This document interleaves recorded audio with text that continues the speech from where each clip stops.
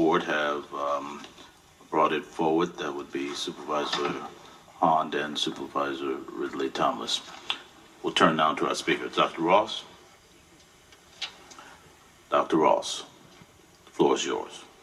Good morning, Mr. Chair. Good morning to all the Board of Supervisors. I just have to say, we're begging your indulgence, coming off the Women's March this weekend.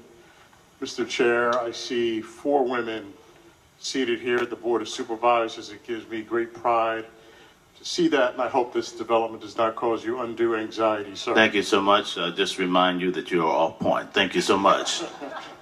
Good morning, Dr. Bob Ross, President and CEO of the California Endowment, and glad to be here speaking towards the motion on youth diversion, agenda item 20.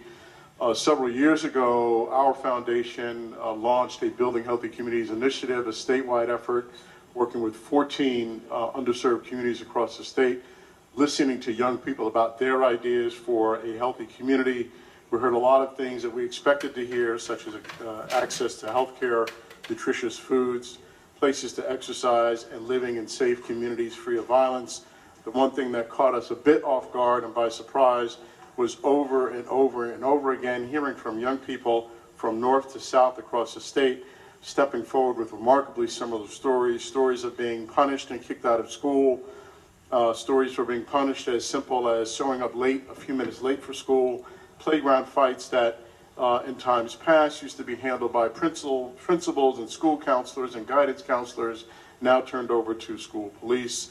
This was an indication and embodiment of the school to prison pipeline in action, because we've seen that when kids are suspended from school, they fall behind, they are more likely to end up in the juvenile justice system, and in turn more likely to end up in prison.